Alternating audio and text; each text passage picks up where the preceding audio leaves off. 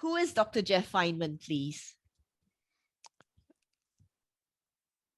Are we starting? Hmm? Okay. Who am I? I am a veterinarian who believes strongly that the healing of our pets' bodies are or follow a natural law, which is the natural law of healing, and that Mother Nature provided that law for a reason. And it's not just pets. I feel because most of my education actually is in humans. And everything I do and everything we teach in holistic actions is based on One Health, which is pets, people, and the planet all combined. We're all united.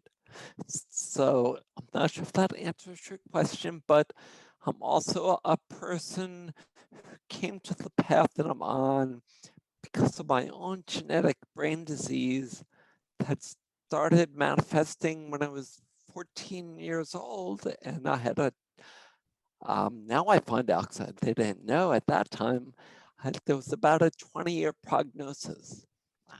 So that was about 30 years ago. Wow. In other words, I'm now 60. I was supposed to be, in a wheelchair or dead by the 30s. And the reason my life now is better than ever is because of what we're going to talk about, which is all about one thing. Actually, when you think about it, when I think about it, I think about it a lot. And that one thing is energy. And by energy, I mean the energy that our bodies need to do their job. Because nature has given our bodies the template, the blueprint to heal. As long as we don't get in the way of nature, I think that, and we preserve our energy, we're able to, and our pets are able to exceed their outcomes. I just spoke to somebody yesterday, actually now it's 2 days ago, that follows a very similar course and would be given routinely 3-month prognoses for dogs. He rescues disease and sickly and dying dogs, and he just lost the first one that was given a 3-month prognosis 5 years ago. Wow. Okay. So, how would you say, could you share your journey that led you down this path? You know, what would you like when you were a child? I guess 2 words actually describe that, and that's natural curiosity. And I used to drive my family and everyone a little bit nuts because I'd be all over the place investigating, this or that, or my brother to this day jibes me about, I used to read all the road signs, like, wow, what's that about? So he would hate driving, going on trips with me, but 5th grade, Mr. Callahan, introduced me to life sciences, and I've been hooked ever since. Wow. And you said that you had um, an illness that took over 20 years to be diagnosed. Could you share a little bit more? Sure, when I was 14, and actually it took more like 40 years to get diagnosed, the prognosis was 20 years. So meaning that, now that we know the diagnosis, we can look back and say, well, people with this diagnosis don't typically either survive or thrive into their 60s. But when I was 14, I was having very distressing neurologic symptoms. And the doctors all over the country just weren't able to. I had some of the first CAT scans back in the early 70s, and there was no diagnosis. and I went from doctor to doctor to doctor, and the symptoms were all over the place. It wasn't just neurologic, and the doctors, would just describe the symptoms and give me a drug, and it might work or it might not work for the symptom, but it would lower my energy such that the symptom may look better, but I would be tired and my clarity would be gone. Actually, that happened at Harvard. Harvard gave me medication that helped the symptom, but made her performance more difficult. And again, now looking in hindsight, I know that's because it lowered my cellular energy and my body's ability to heal. And now I'm not sure that I answered your question, because one of the side effects of my condition is lack of executive function. So my brain isn't very good at organizing answers. So please, I No, didn't answer. no, you're still on track. Um, so my question next would be, um, how you said, you most people who have your diagnosis, they normally don't survive for very long, or they are wheelchair, like they are wheelchair bound or something. And what what drove you to push on? What inspired you to continue? Most people would usually give up. Did you give up in looking for an That would answer? that to give up for looking for an answer. Well, I guess I eventually realized the answer was my quality of life. And we still don't have a genetic diagnosis of my disease because they have to do very advanced genetic testing. We have a clinical diagnosis, but it's spectrum, where 20 years was actually the outside, maybe a lot less than that. But I think that the answer to your question is, I didn't know that. Had I had that diagnosis and prognosis in my 20s, I probably, I don't know. and Hindsight. and you still went to school, you still studied, you said you were really into the life sciences. um what did you study at university?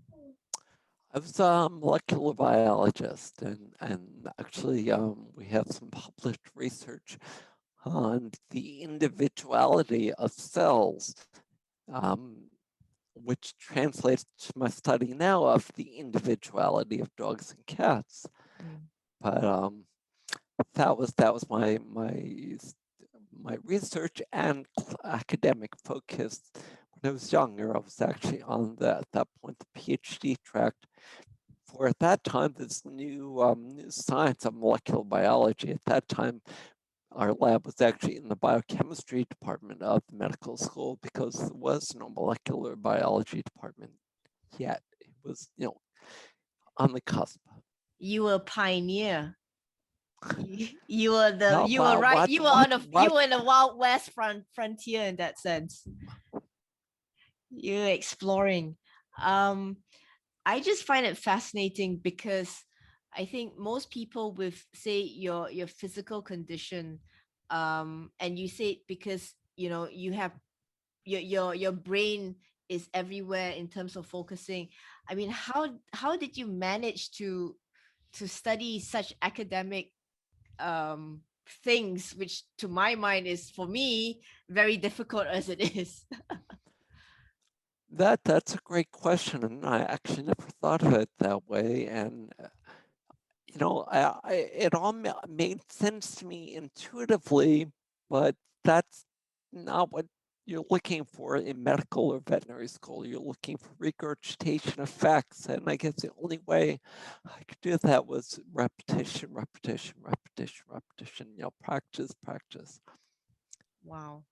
and it works. It works. on every level. It works for dogs, it works in training, it works in any skill that we want to learn. It works in optimizing the body. As far as we have two P's that really are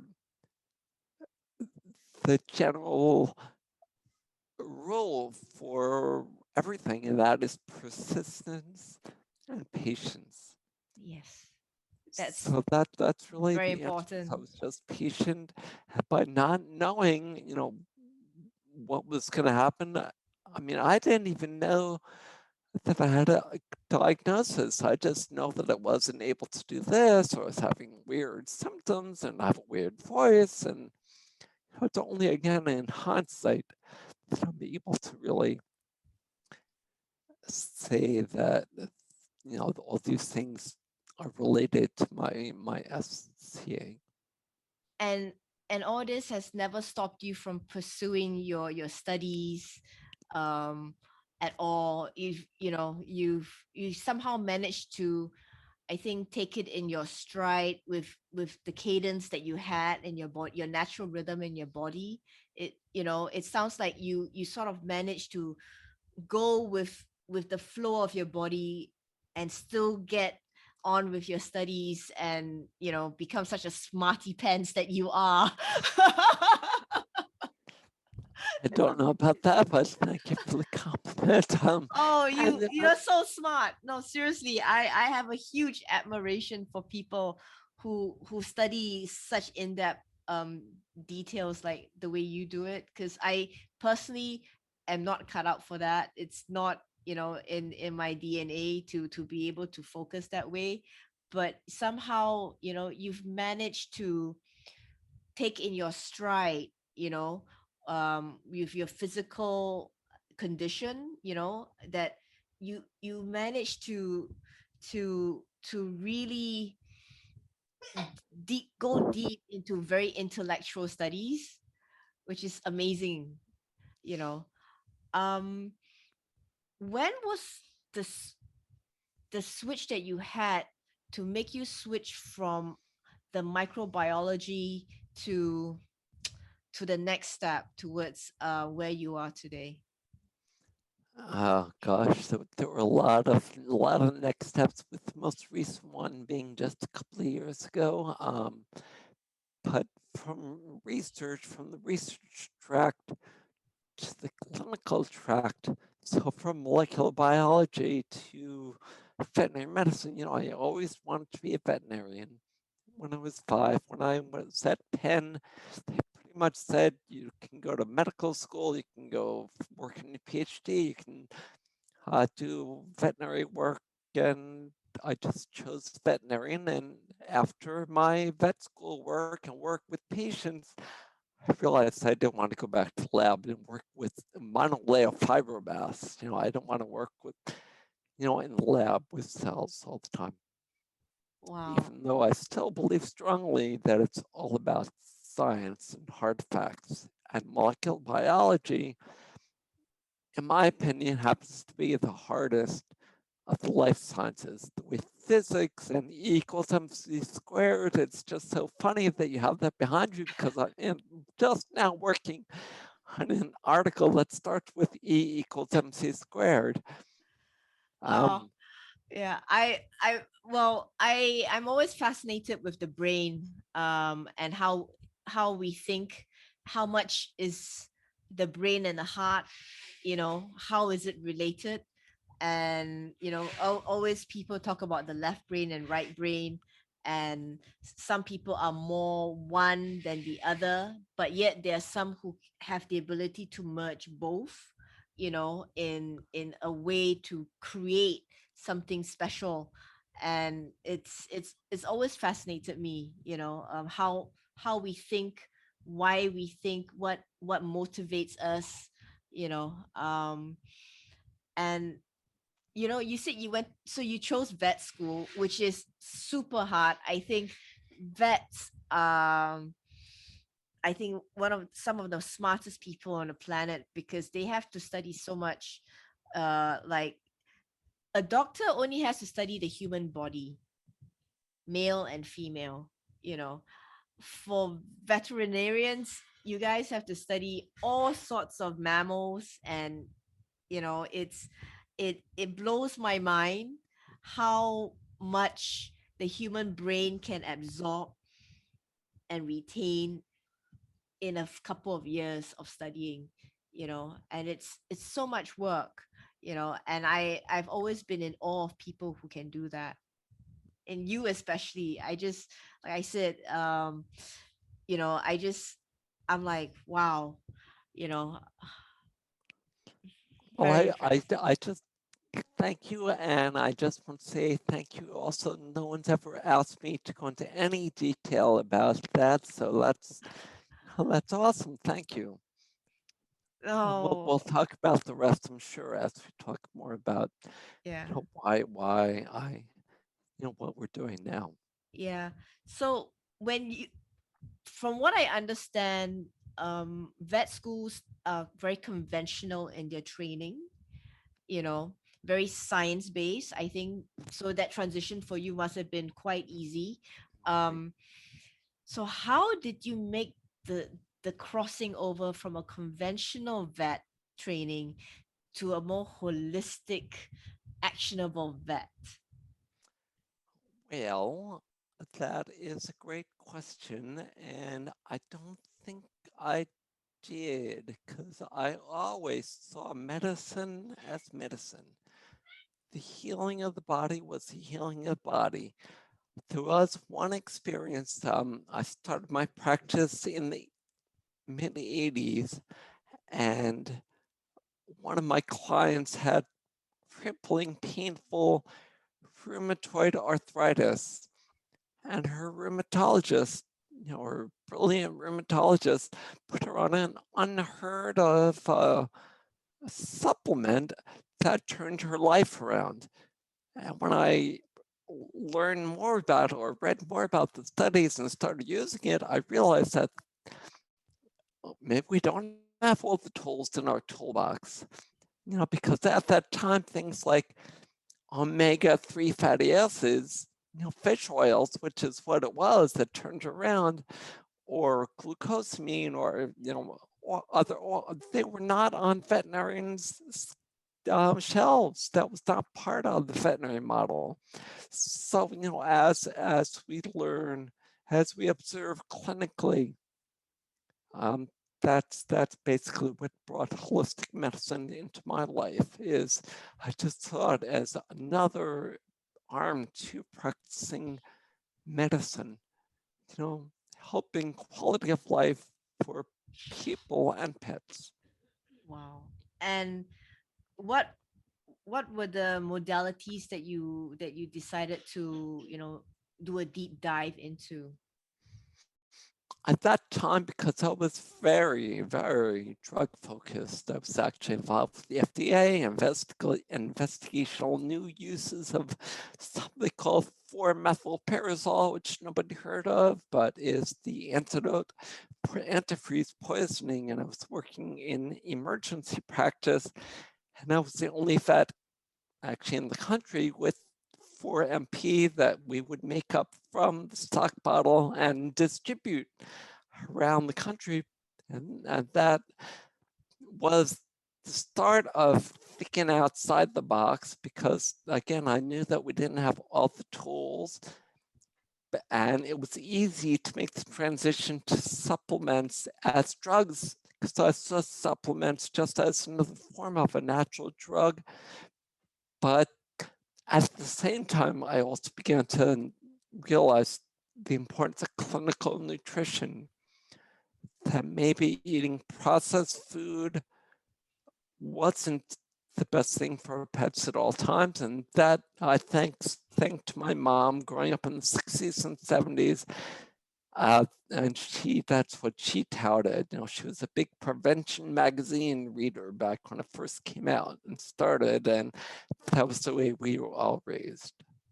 Okay, so you were exposed at a young age more on a natural, more like natural healing modalities. Is that the right way to say it? When you were young? I'm not even sure I knew the word modality, and my mom probably didn't know the word at that time.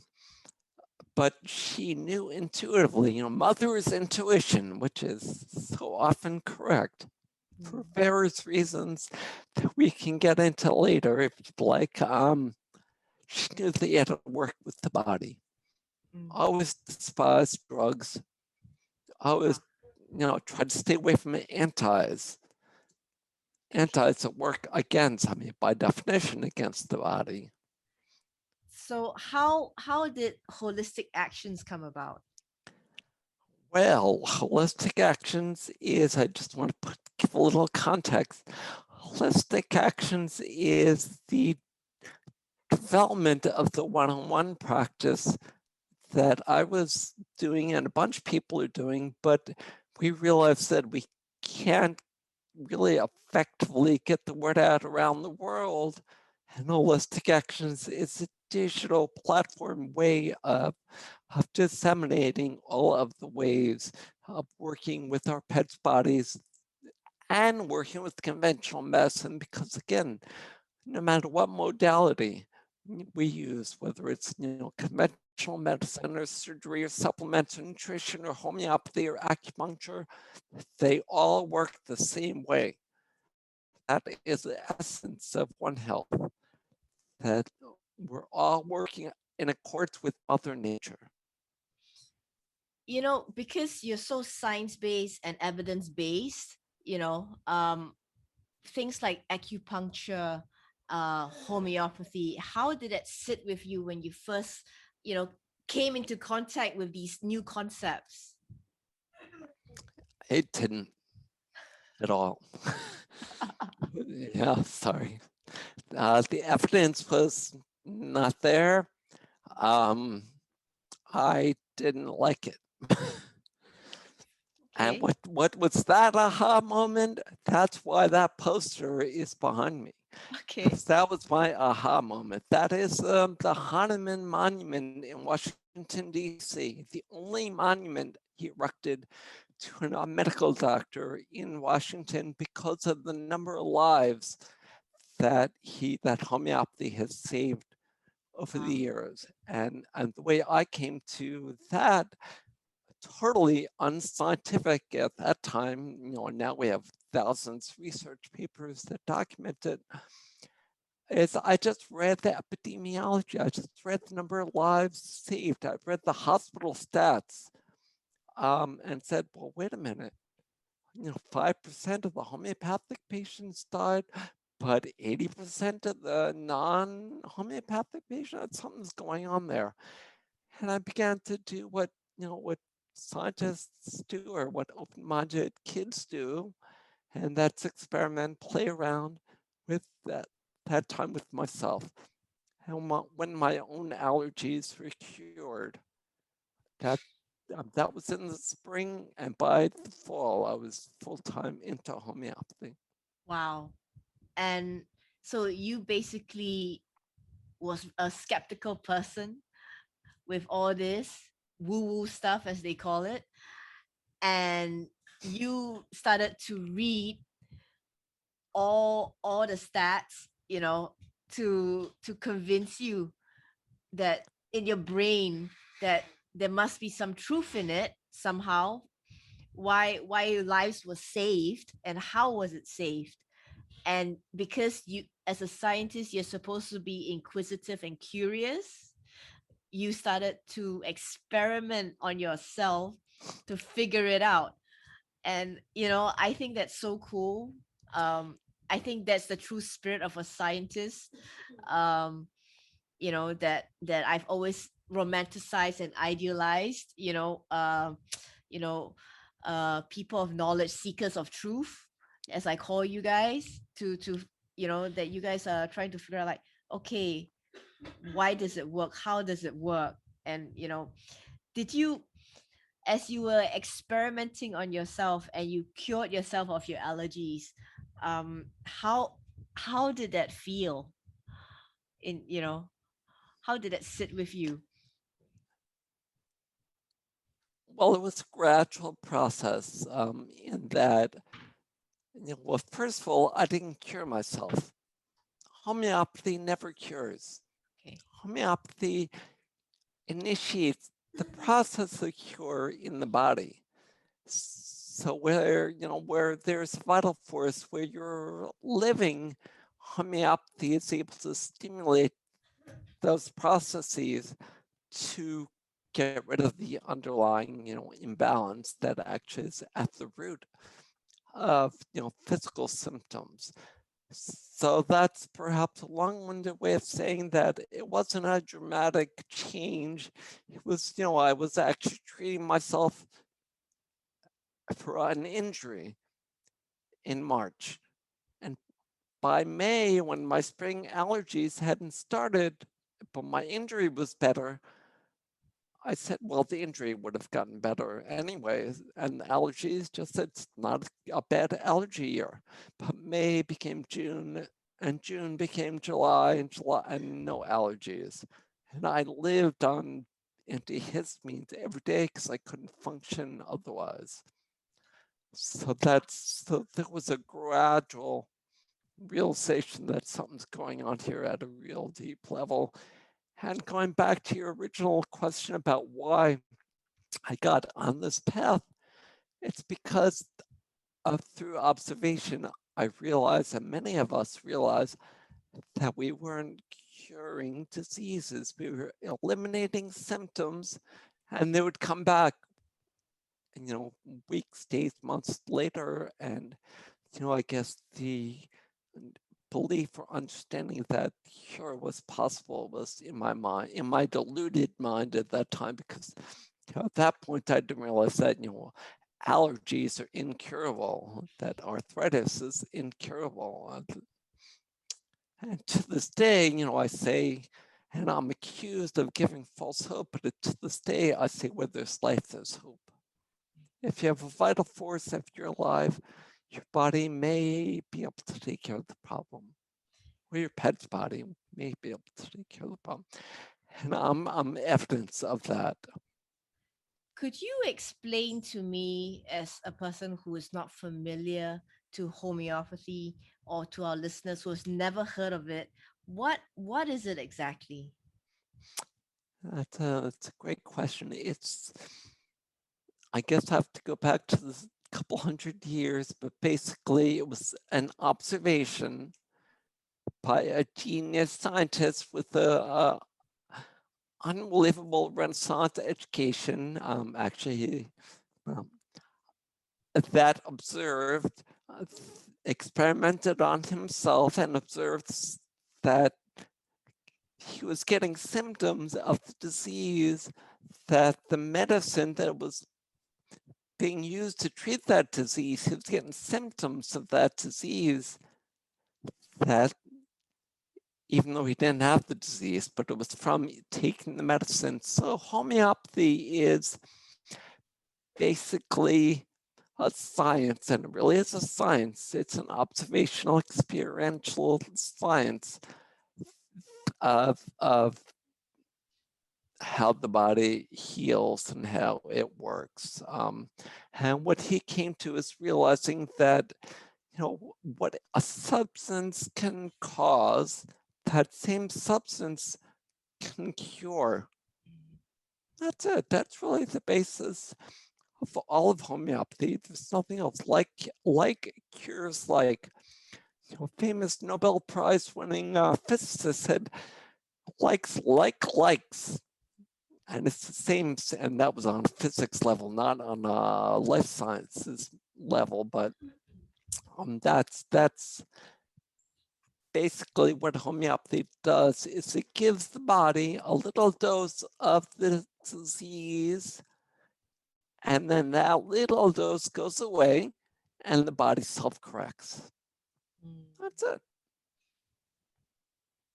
Very, very ignorant question. How would that, people talk about vaccinations, and how it works, a vaccination. Um, are there parallels to that?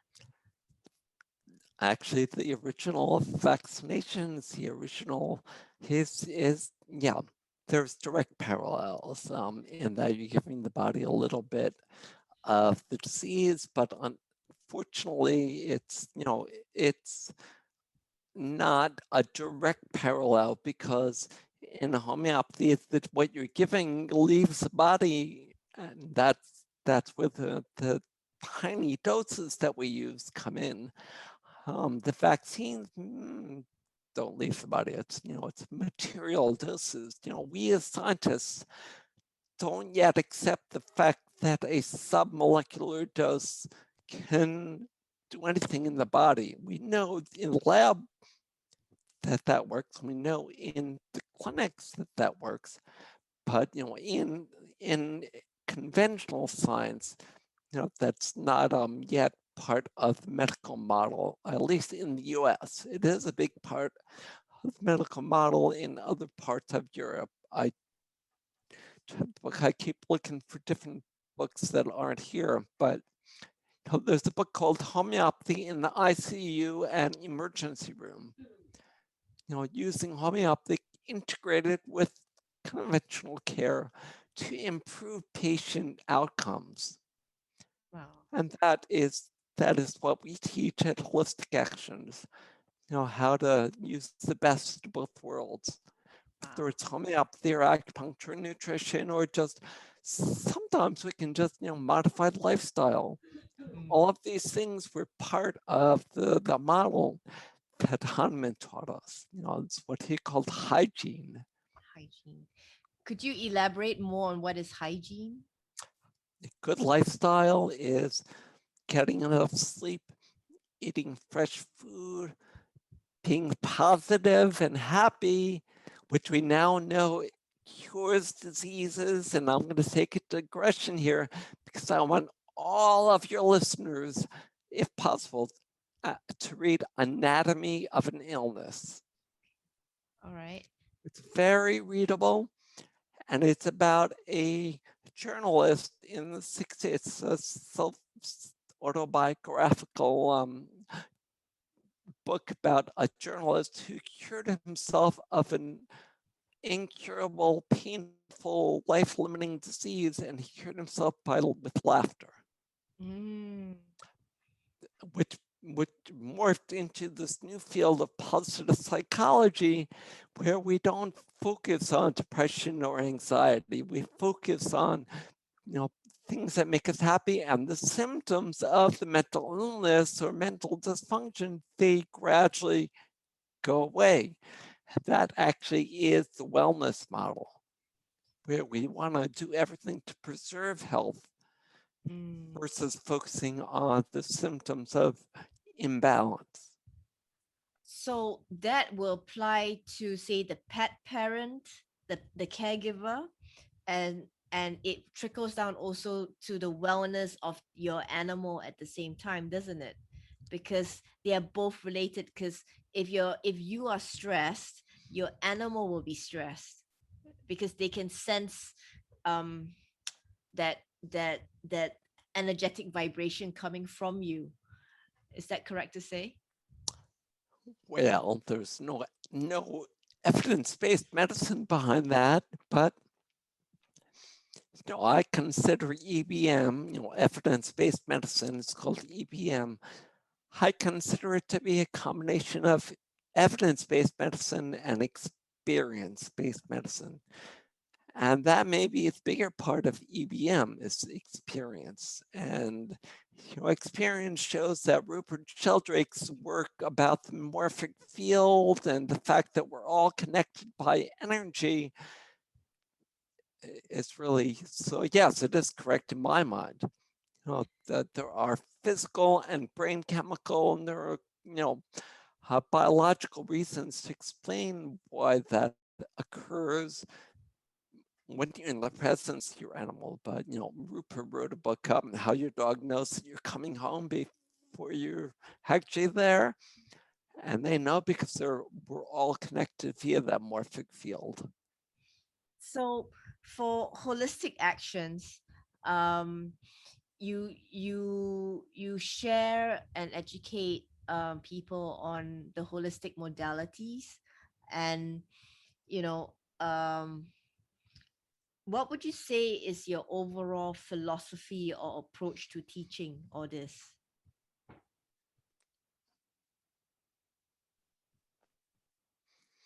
I guess the overall philosophy is that you need no background in medicine or biology to do this stuff, that it is intuitive to all of us, really, unless it's beaten out of our brains.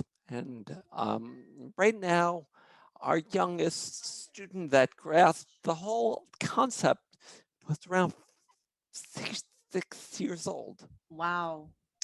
We're born with that kind of intuition. It's all over the place, but it gets honed as we get older if we allow it to get honed. And that's that natural curiosity, inquisitiveness that we have as a child. We have it for a reason. We play, we laugh. Kids laugh 300 to 400 times a day. Happy baby is my favorite pose in yoga. Every yoga class, like this morning, I just make sure I end with happy baby, rolling around saying, oh, I want to go back to being a happy baby. That's my goal in life, and that is my goal for the dogs. And that's why we're teaching the happiness protocol, because the happiness protocol brings it all together and, and works. I mean, again, there's no evidence yet. We're trying to get studies going. So if anyone's listening and they want to get involved in the study, but we have a lot of experience-based medicine that shows that it works for any condition. Okay. So, how old is Holistic Actions now as an organization that you set up? How long have you had it running? It's about 5 years. Wow. And for your the students that enroll, you say they don't need any medical science background. So say a lay person like me would be able to participate and learn. On 98%, and I'm excluding the vets and the NDs and the ones that we have as students and members, but I would say 98% of the people only fulfill the 2 criteria needed, which is that you're a pet lover and pet parent, and that you have an open mind to ways, that maybe there's more to medicine than the prescription diet and the antibiotic and the steroid, which, may come into play or may not. We teach something called the CIE, because we as homeopaths are actually Sherlock homeopaths, because symptoms that the body gives us are clues to what's going on internally. So Sherlock Holmes would hunt out clues to a crime. Well, we hunt out clues to what's going on in the body, which we can then use homeopathy to correct or help the body correct. So how would you, well, with humans, if you apply homeopathy to humans, you will get verbal feedback normally from your human patients. Um, how about your animal patients, say your dogs and cats, for instance, you know, how does that work? That's a great question. And actually, pre-verbal, pediatric homeopaths that are MDs that are treating kids with ear infections or cholera, that are sick, are in the same kind of situation. And I think that we are able to provide good evidence that it's more than just, oh, you feel better based on the placebo effect, because you'll see internal parameters improve, you'll see diagnostic tests improve, but the first thing that would answer your question is called the BEAM. BEAM is an acronym for the way we know that, that a remedy, that we're on the right track. BEAM are the quality of life symptoms that guide us, no matter what other symptoms are present. So BEAM is behavior, energy, appetite, and mood. Okay. And tracking those things every day or multiple times a day, tells us if our pets are getting better or not. So if the red ear goes away, but the BEAM worsens, then you're not going in the right direction. But if the red ear doesn't go away, but the BEAM improves, then the red ear will eventually go away. Wow. I'm really curious because homeopathy sounds very uh what's the word? It's a curiosity for me because I've um it's something that I'm not familiar with, I'll be very honest, and you see the doses, you know um like I don't know, I've seen someone's like what is it, the I'm not even good with the names because they're all in Latin. I like Arnica. Yeah, Arnica. And then you have the doses like 30C or something like that, and they're in little pellet forms. And I've heard people say, oh, it can't touch the, like they're like rules about how you should apply it. It like dissolve in water, or it should be on a gum or something. And it sounds, like it sounds like a lot of rules, and you sort of think like, how do you apply it to an animal to make the animal compliant or cooperative? It's actually quite easy because there are a lot, every homeopath may have a different way of answering a question, but it doesn't matter. In experience, all we know is if you can get it onto a mucous membrane, that it's absorbed by the body. So that could be a liquid, that could be a pellet, that could be a spray, that could be massaging it into the skin. Not as effective because it's not a mucous membrane, but I've actually never had a patient that, or or heard of an animal that couldn't take it no matter how non-compliant they were. And you can put in the food. There are cures in literature of alcoholics that were slipped their remedy in their coffee. Coffee is supposed to antidote remedies. Well, no, but that patient was cured. Those patients were cured. And again, these were all unverified results based on experience and not evidence, meaning that no scientific papers were written about these things that we see every day in practice. But I'm at the point, and have been for a long time, where I feel it doesn't matter. If the animals get better, I don't really care how they get better. So basically, like you were saying, you're a detective. You do a lot of basically observing the animal to get the answers. And if it doesn't work, you try something else. Um, for instance, like an example, like how would you approach, say, something with like a skin issue? How would you analyze the situation? Well, that is a many-houred answer, but in general, specifically, we look for all the symptoms externally and internally. And by external, I'm referring to things like beam, things you can see with your eyes, and internally, as far as blood counts and liver counts and other diagnostic test results.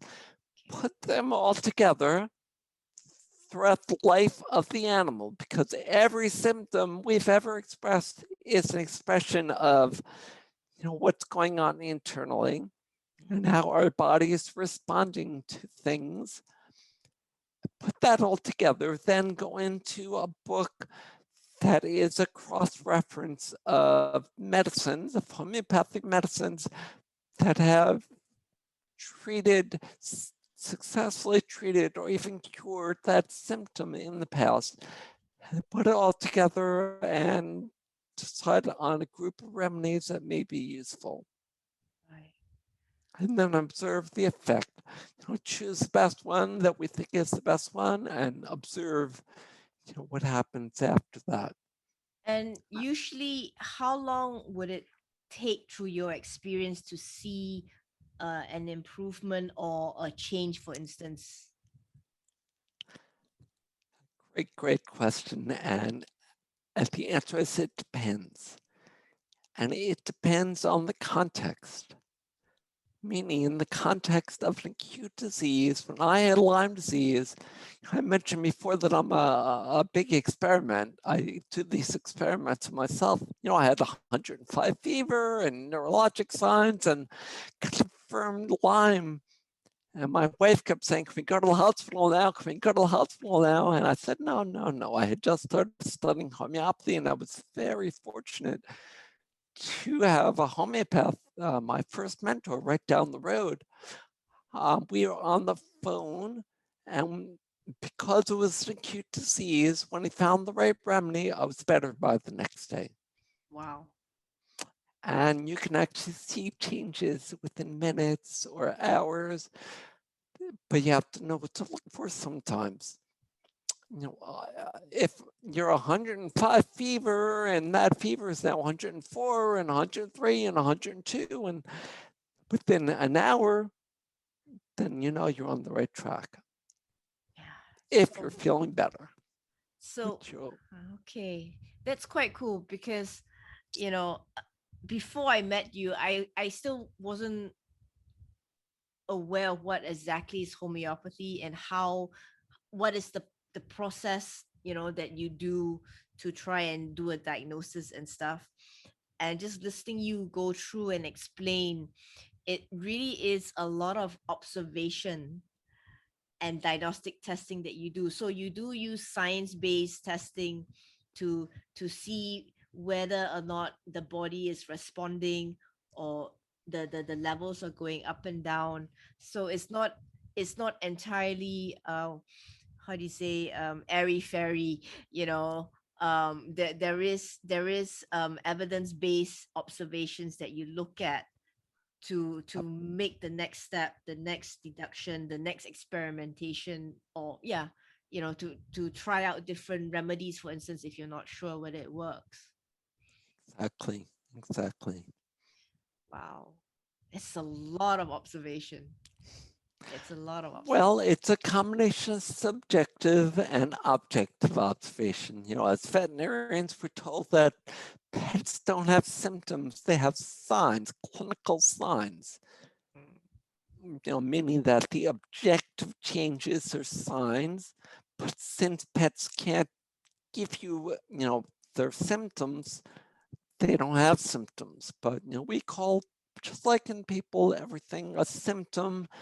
It's either outside or inside the body. If it's inside the body, or if it's something like temperature that we can quantify, then it's more objective.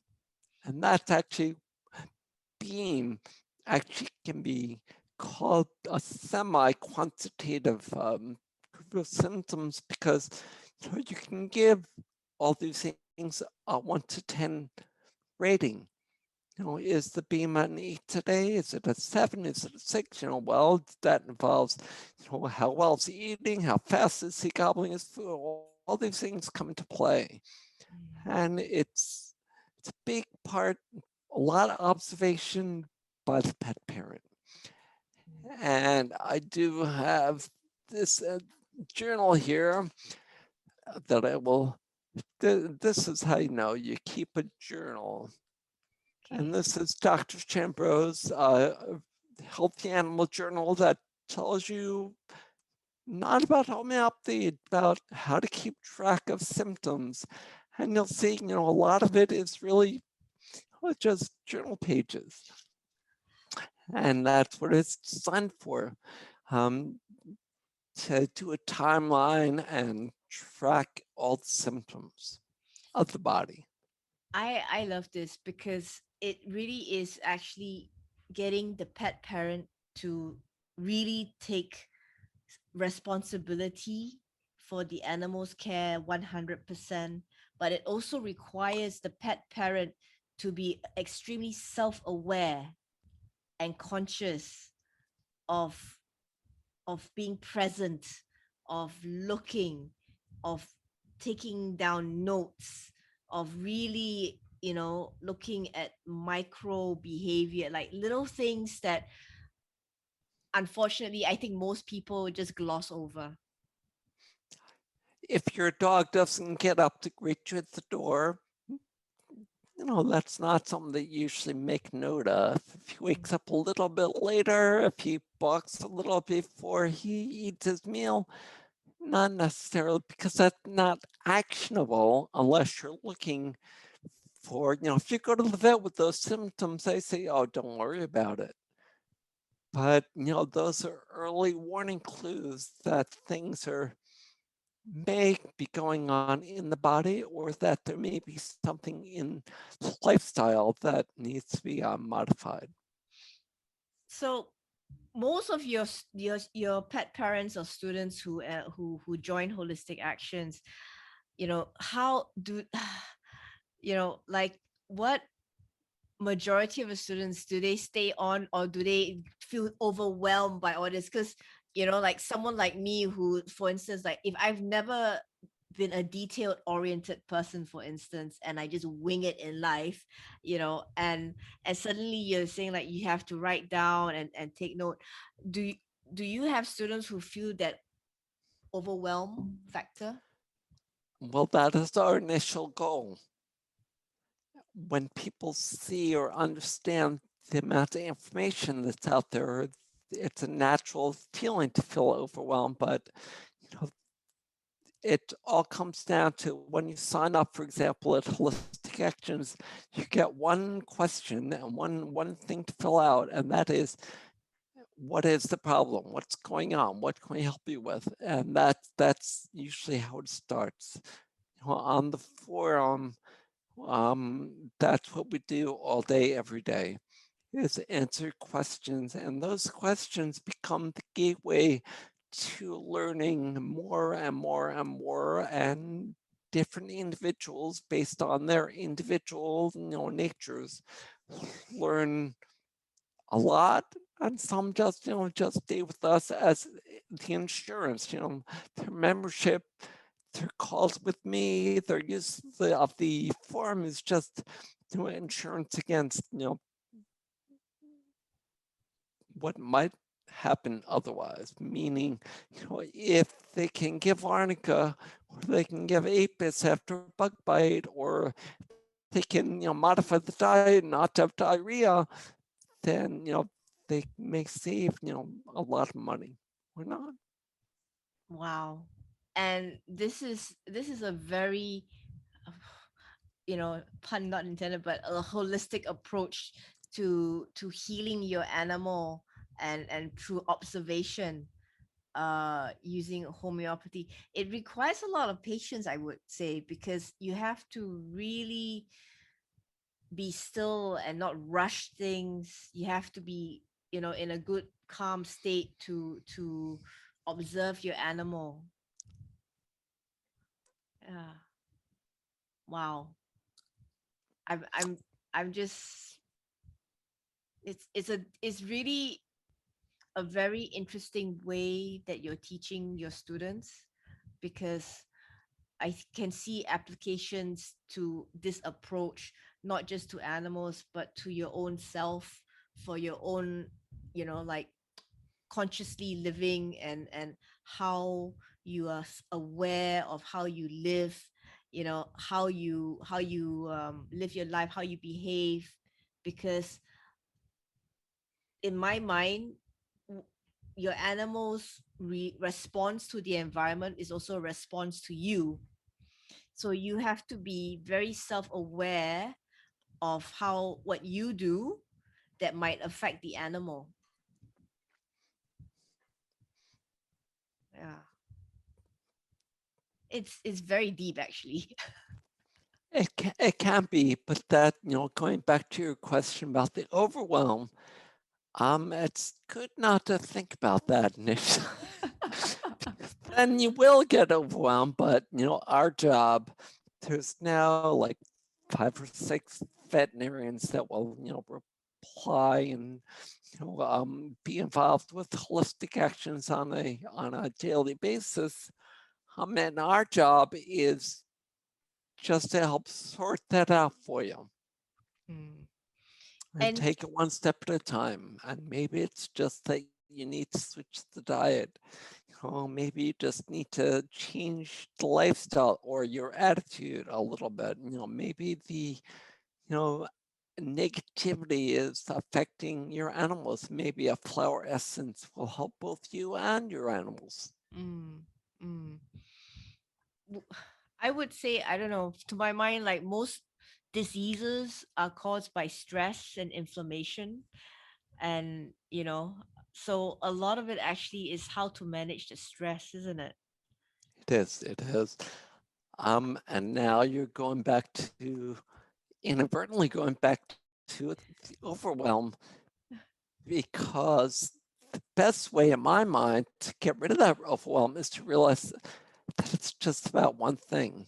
Mm, It's about preserving the energy that the body needs to do its job, and stress is the best way to lower that energy, lower that cellular energy. The opposite side of the coin is sleep. Sleep is the best way to raise up, that the body can build up its energy. mm. And it's interesting, and one of the ways I came about that realization is that my symptoms, the only thing that would ever make them go away is sleep. Really? Wow. And I see that actually even to this day. Mm, okay. Makes sense. Makes sense. To sleep, your body gets time to heal. You're giving your body time to heal and to repair itself during sleep mode. It's the same thing as fasting. Fasting is resting your body's functions involved in processing food. Well, sleep is fasting on steroids. And I That's a good hate one. That's a good one. Um, so with holistic actions that you created 5 years ago now, you know, what what do you hope to achieve with holistic actions moving forward? Thank you for asking, because our initial goal, which we're getting a lot closer to, is 1 million pet parents around the world empowered with the information that we're talking about by the year 2025. Wow. So, Wow. And with you creating holistic actions during its 5 years, did you encounter any obstacles that made you question whether you were doing it the right way, or is it moving, is it working, should you do something else with your time? every day, as of yesterday or the day before, actually, when I had a discussion with a conventional scientist about all of the same things that we're talking about, but because the energy mechanism wasn't part of the model, it was instead all about chemistry, or using this for that, or and that goes back to the fact that doctors and veterinarians, we have to jam so much stuff in our brains, it's really hard to accept a whole more info, let alone a whole new paradigm, because that's what we're talking about, a new paradigm. Mm. And we are on the cusp. We are actually in the middle of a couple of paradigm shifts in medicine. And one is the shift to One Health. We're beginning to realize that thanks to COVID and SARS, which we know are not the same thing, but that's a different story. But we know that we need to rest the body. We know we need to rest the planet, and work with the body, work with the planet to get the healing that we're trying to, trying to accomplish. I am very thankful that you made that statement, because I think in today's media, when it comes to COVID, all they're talking about in terms of curing or preventing COVID is the vaccination, you know. And I find it strange that we have so many medical professionals around the world, great minds who have gone through the real grind, the will and grind of studying of academia, right? And all they're talking about is masks and the vaccination that everyone should do, and maybe social distancing, things like. But no one is talking about the most basic thing to me, to my mind, and I have a very simple mind, and that is the immune system, your body. Shouldn't we be focusing on eating healthy, on exercising, on reducing stress, as you mentioned, you're happy and the beam, this protocols, shouldn't we be applying these philosophies to ourselves, in especially this time of COVID? Well, as a veterinarian, I can't comment on SARS-CoV or the pandemic, but I echo your feeling that all the information is there to mitigate our risks by optimizing our immune function. And I'm going to show you one book I do happen to have here, which may be the one thing that we can do, or that we could do before the vaccine, to stay out of the hospital, and that is right there in the 2020 book Breath, where he connects science with healing, with optimizing the body. And coincidentally, it's the same processes that we know from Ayurveda, from traditional Chinese medicine, thousands and thousands of years of research, but it's not all sufficiently evidence-based for the conventional veterinarians, because that energy model is outside of conventional medicine. That's what's called being a vitalist. A vitalist, as in vitality, accepts that energy as a big part of what it means to be alive or vital. Our breathing capacity is called vital capacity. No disconnect there. Oh, I love this. I love where this conversation is going, actually, because I am into breath work.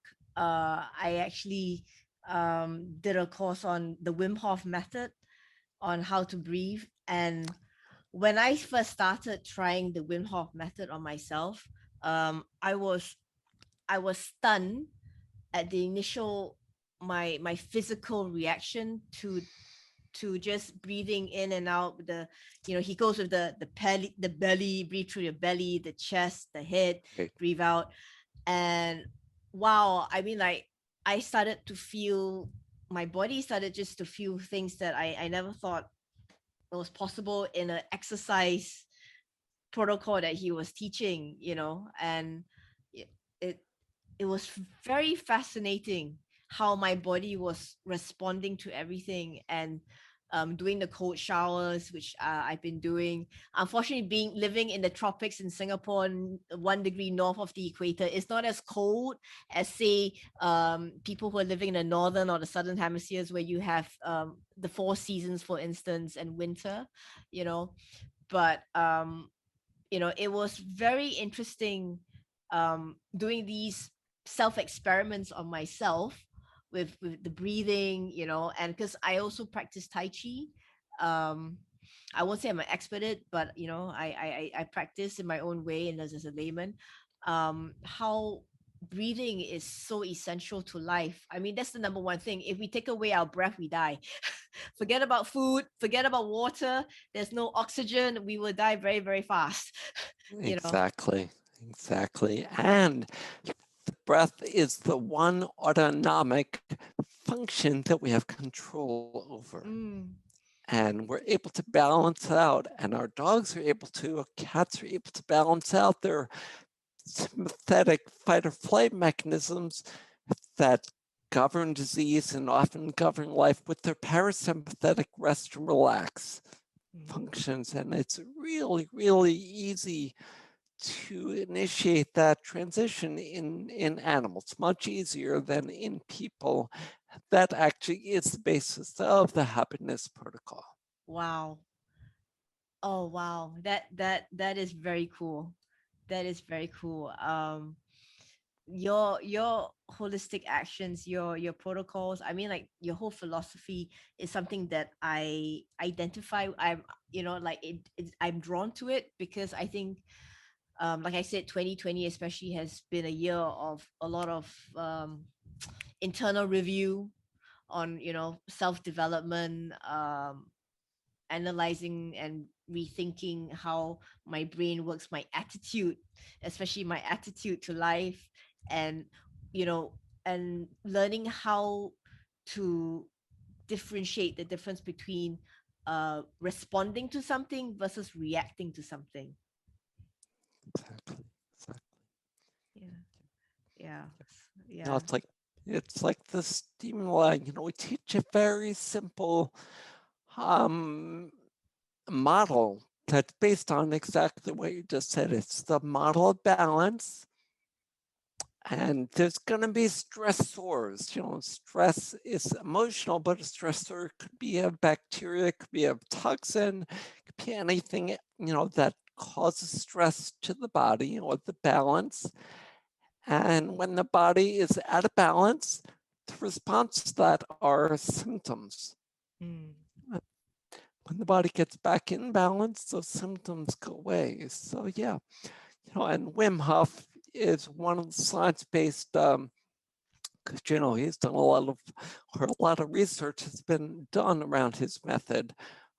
Just like the sky breathing method, which actually brought me to this realization when I was doing research for an article on breathing, and saw that a lot of the research was coming from this Art of Living Foundation, their sky breathing technique, which has been research proven around the world. There's a great video on YouTube from Yale about how college students use sky basically to transform their lives. And a lot of them said just what you said. They couldn't believe the difference in the way they felt in a month or 2 months. Yeah, yeah. And it's reflected physiologically, not just psychologically, because the physical follows the emotional in many, many cases. And that's why BEAM often improves before the diagnostic criteria. Mm. Yeah. Well, what would you or who inspires you?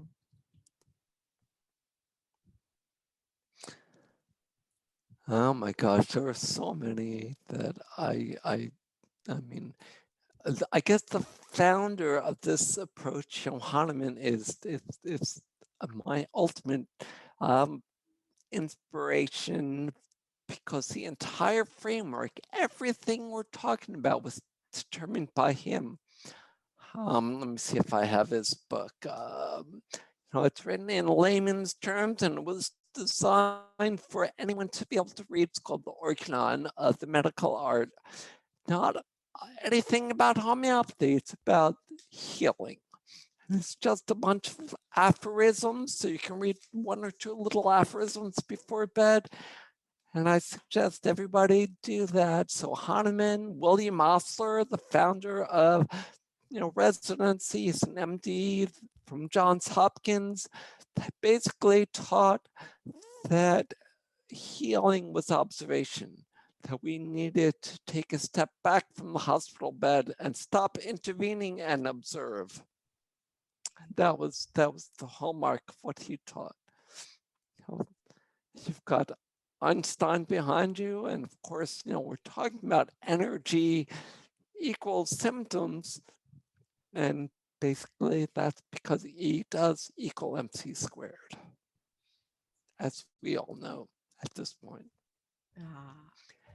And going back to Norman Cousins, that wrote The Anatomy of an Illness, he interviewed, Einstein and Albert Schweitzer, and people who was a journalist, and arrived at the same model without there being any model. There's now a Norman Cousins Center at UCLA studying how laughter turns genes on and turns genes off.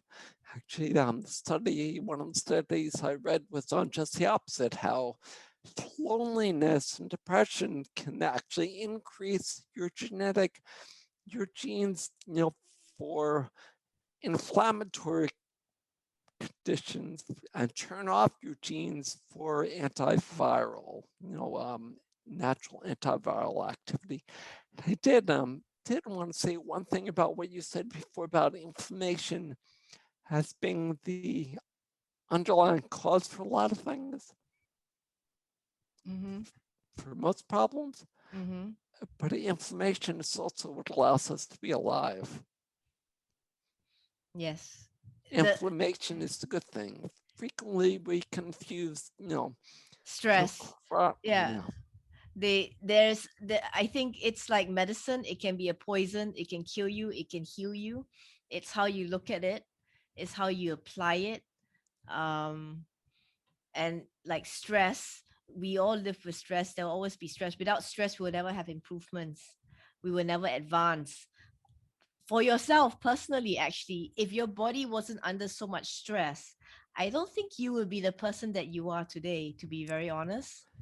You have an amazing attitude, and I'm just, you know, in awe of the fact that, you talking to you, you've such an optimistic, you have a very open curiosity to things. You like to joke and laugh about things.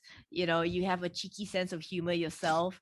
And it's, to me, it's amazing. And if it wasn't because of the stresses in your life when you were young growing up, I honestly don't think you would be the person you are today, because you would not have evolved and molded your body and trained your body and your mind, both physically, mentally, and emotionally, to be the Dr. Jeff Feinman that you are today. And having created holistic actions. And for that, I always feel that all the crap that we have, all the, people always like, oh, I got a crappy life, or I've been dealt a bad hand, as they put it. Actually, it's the bad hands that is the opportunity to grow. It's the stresses, that inflammation that we talk about, that actually is the trigger to help you grow and evolve. But it's up to you how you grow it, how you take it, because ultimately it's also what we talk about is a lot of consciously living, being very self-aware, taking responsibility for yourself and your body. And in that sense, it translates to being responsible for your animals that you're caring for, being a conscious pet parent in that sense. you know so yeah, what you do, um it's it's just amazing. And in that sense, your life story is the culmination of what you're doing now with holistic actions. And I truly appreciate it.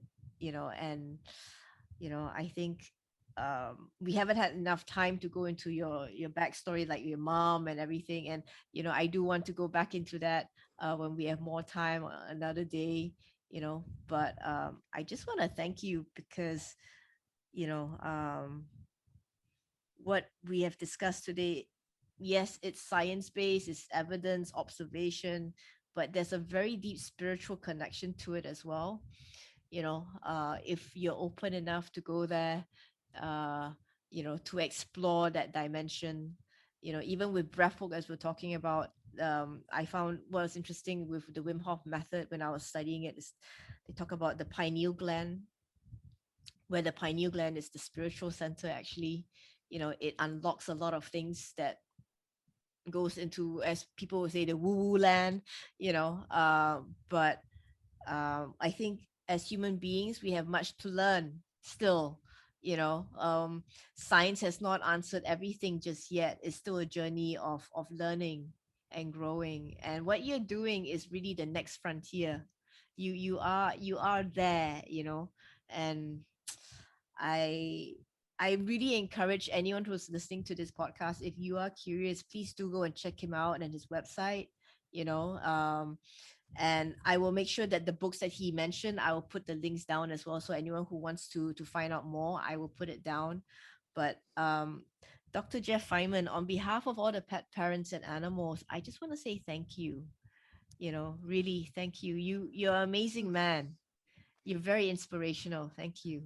Oh, thank you. Nobody's ever said that. So thank you so much. But thank you so much for helping meet that goal of 1 million parents, with this information by 2025. And thank you so much, Amos, for your time and willingness and open-mindedness to embrace this, because that is really what it's all about, is keeping that open mind and that willingness to try different things.